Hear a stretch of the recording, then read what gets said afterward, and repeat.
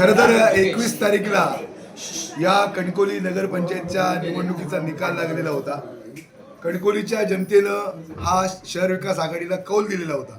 नगराध्यक्ष म्हणून संदेश पारकर हे विजयी झाले आणि जवळजवळ या शहरातनं 8 नगरसेवक हे शहर विकास आघाडीचे निवडून आलेले होते. आणि त्याचवेळी शासनाचा जो GR होता की नगराध्यक्ष हे पहिले नगरसेवक आहेत आणि निर्णायक मताचा अधिकार नगराध्यक्षांना आहे. त्यामुळे 2 मताचा अधिकार हा नगराध्यक्षांना होता. आणि त्यामुळे या नगरपालिकेमध्ये ज्यावेळी निकाल लागला त्याचवेळी या नगरपालिकेमध्ये स्पष्ट असं बहुमत हे शहर विकास आघाडीचं होतं. आणि त्याची फक्त एक टेस्ट या उपनगराध्यक्ष पदाच्या निवडणुकीमध्ये होती आणि आपण त्याचे साक्षीदार होता. आपण पाहिलं पत्रकार म्हणून. खरं तर निवडणूक झाली. 2 अर्ज हे उपनगराध्यक्ष पदाच्या निवडीसाठी त्या ठिकाणी वैध ठरले. एक राकेश राणे आणि दुसरे सुशांत नाईक. राकेश राणे यांना त्यांच्या भारतीय जनता पार्टीची 9 मतं पडली आणि शहर विकास आघाडीची 9 मतं म्हणजे नगराध्यक्ष संदेश पारकर धरून ही त्या ठिकाणी सुशांत नाईक यांना पडली.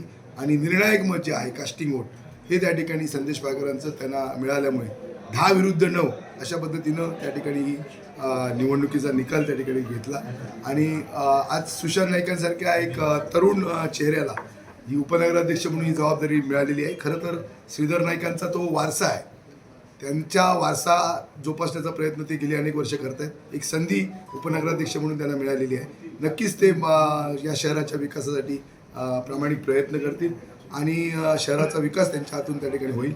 आणि आम्ही एक टीम म्हणून 10 जण आम्ही 9 नगरसेवक या ठिकाणी आहोत.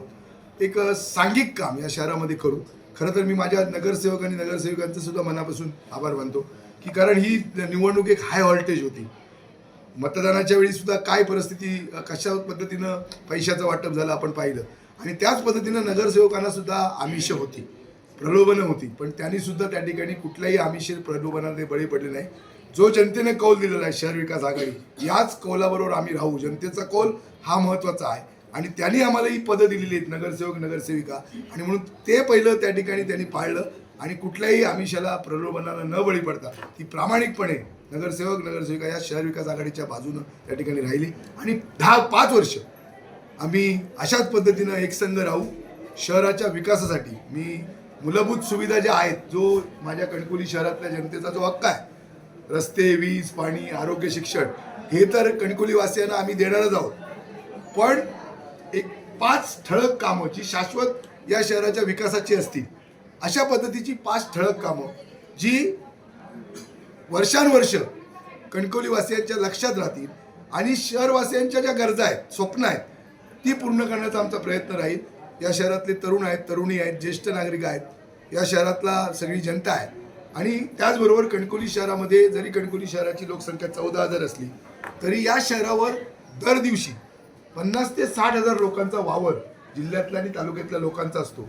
त्यांना सुद्धा कशा सोयी सुविधा या निमित्तानं शहराच्या या सगळ्या यंत्रणेच्या माध्यमातून देता येतील हा सुद्धा प्रयत्न आमचा त्या ठिकाणी राहणार आहे. आणि म्हणून माझं टार्गेट असं आहे की जवळजवळ मी 75,000 लोकांचा नगराध्यक्ष आहे.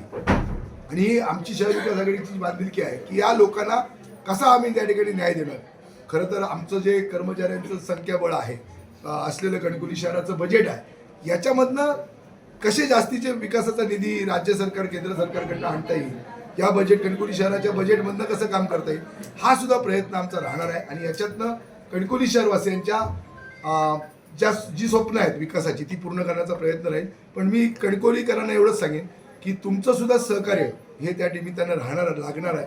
कारण काही निर्णय हे काही गोड असतात, काही कटू असतात. याच्यामध्ये सुद्धा कणकोलीवासियांचं सहकार्य त्या ठिकाणी लागणार आहे. आणि या सगळ्या जडणघडणीमध्ये म्हणजे 5 वर्षाचा जो काळ आमच्याकडे आहे याच्यामध्ये कणकोलीच्या विश्वासाला आम्ही पात्र ठरू असं कणकोलीवासियांच्या असं काम आम्ही आमच्या या अधिकारातनं नगरपंचायतीच्या अधिकारातनं आम्ही करणार.